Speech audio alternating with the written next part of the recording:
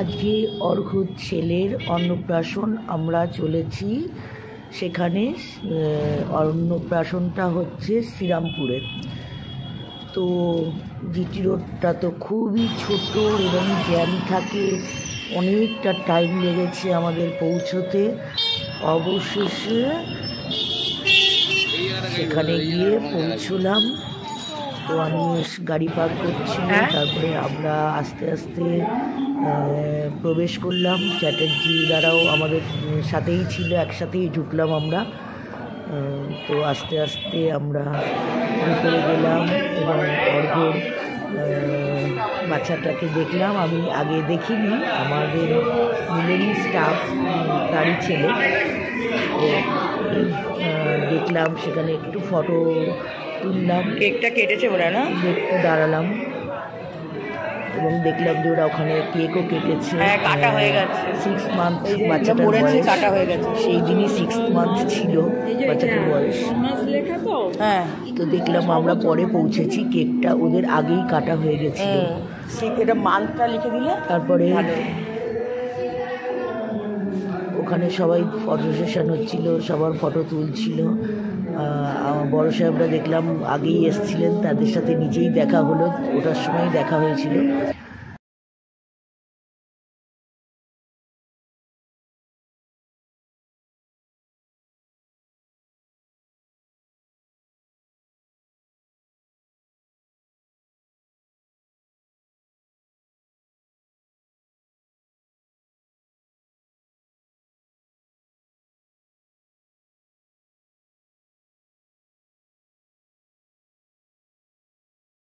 খাবো, তখন আমরা ঠান্ডা জল খেলাম, শরবতই খেলাম।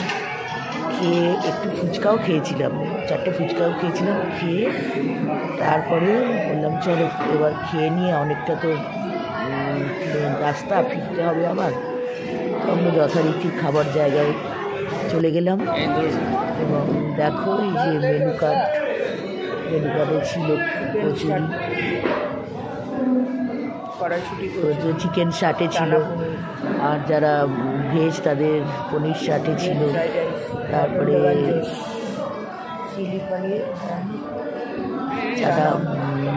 চানা ছিল, কচুরি ছিল,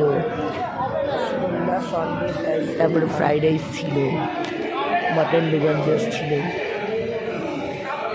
চাটনি, পাঁপড়, রসগোল্লা, সন্দেশ, ক্যামেরাটা ভালো, পান ছিল। তারপরে আমরা একটু খেতে খেতে একটু ফটো তোলা হলো। আমরা কোনো অ্যাঙ্গেল থেকে 4 জনকে পাচ্ছিলাম না, আমরা 4 জনই বসেছিলাম। তারপরেই আবার মুখার্জি দ্বারা এসে বসলো, মুখার্জি দ্বারা একটু পরে এসেছিল, কিন্তু তারপরে আসলো, এসে জয়েন করলো। তারপরে খাবার শেষে আমরা বললাম চলো আরেকটু হজমের কিছু খাওয়া যাক। 2টো শরবত, মানে খাবার পরে আমরা আবার 2 রকমের শরবত খেলাম। তো গলাটা শুনেই বুঝতে পারছো, ঠান্ডা বরফ দিয়ে দিয়েছিল প্রচুর, সেজন্য প্রচুর ঠান্ডাও লেগে গেছিলো। প্রথম শরবতটা লিমকাই খেয়েছিলাম শুধু। তারপরে বললাম যে ওর মধ্যে একটু জলজিরা দিয়ে দাও, লিমকার সাথে একটু জলজিরাও দিয়ে দিয়েছিল। তারপর আমি সব গ্লাসগুলো এক হয়ে গেছিলো, যে কোন গ্লাসটা আমি বললাম যে একটু বরফটা কমিয়ে দিতে, কিন্তু ওরা দিয়ে ফেলেছিল। তার জন্যই এতটা লাস্ট অব্দি আমি খেতে পারছিলাম না, এত ঠান্ডা আমি রেখে দিয়েছিলাম। তারপর চ্যাটার্জি মুখার্জি বৌদি বললো চলো একটু জলজিরাও দিয়ে দেওয়ার মধ্যে, তো জলজিরা দিয়ে দিল। খারাপ লাগছিল না, এটা খেতে ভালোই লাগছিল, কিন্তু বড্ড বেশি ওখানে বরফটা দিয়ে দিয়েছিল, তো গলাটা এমনি এই অবস্থা হয়ে গেছে, আমার এমনি গলা ধরা ছিল। তো গরমের সময় ঠান্ডাটা খেতে খুবই ভালো লাগছিলো, কিন্তু আমার সেটা সহ্য হয় না, প্রবলেম হয়ে যায়, এবং সেটাই তাই হলো, গলা ধরে গেছিলো। আর এদিকে তো অনিমেষটা যাওয়ার জন্য বলছে অনেক টাইম হয়ে গেছে, দেরি হয়ে গেছে, তাড়াতাড়ি বেরো, অনেকটা রাস্তা যেতে হবে। যথারীতি সবাই সেই শরবতটা নিয়ে আমরা খেলাম, আমিও খেলাম। তারপরে আমি অনিমেষকে বললাম তোমাদের সবার ফটো দিয়েছি, আমার একটু তোলো তো।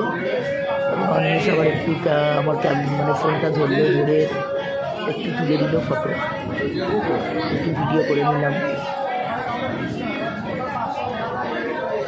দেখে তো আমি খেতে পারছিলাম না, একটু এত ঠান্ডা, একটু খাচ্ছিলাম, লাস্টে একটু রেখেই দিলাম। তারপরে মুখার্জি বৌদি আবার এসে বলে কি আরেক ধরনের খাবে, আরেকটা খাবে। এটাই শেষ করতে পারছি না, আবার এতটা বরফ দিয়েছে আমার, মানে আমি তো জানি আমার আগেই গলাটা ধরা ছিল। চলো ঠিক আছে, চলো আরেকটা তাহলে নেওয়া যাক। আরেকটা কী করলো ওরা, আরেকটা নিল, একটা লেমন নিল, ওরা অনেক কিছু সেটার সাথে মেশালো, সেটাও খেতে ভালো লাগছিল বেশ, ওটাও খুব ভালো হয়েছিল। মুখার্জি বলে দিচ্ছে কী কী দিচ্ছে, বলে এটা দাও ওটা দাও, তখন ওরা বলছে এটা ভালো হবে, তো বলছে হ্যাঁ ভালো হবে, খান, এটা খাবার পর খেলে হজম হয়ে যাবে। কিন্তু আমি এত মানে জল খেয়ে ফেলেছি যে লাস্টের দিকে আর খেতেই পারিনি, এত পেট ভরে গেছে। তারপরে অতটা রাস্তা ফিরতে হবে, আমি অল্প খেয়ে লাস্টে আমি রেখেই দিয়েছিলাম, ওটা আমি খেতেও পারিনি। তারপর অনিমেষকে গিয়ে বললাম তুমি কি এটা একটু খাবে, দেখো এই যে বানাচ্ছে, অনেক কিছু দিয়ে এটা বানিয়েছিল, খেতে খুব ভালোই হয়েছিল। বড় অনেকটা করে দিয়েছিল তো, এই জন্য আমার প্রবলেম হয়ে গেছে।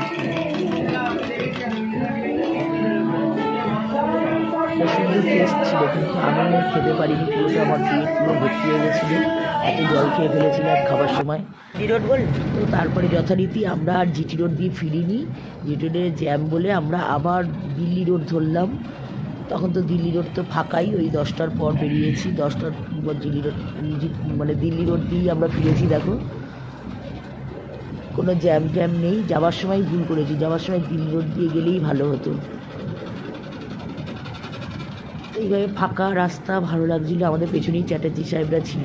তো অবশেষে আস্তে আস্তে বাড়ি পৌঁছে গেলাম।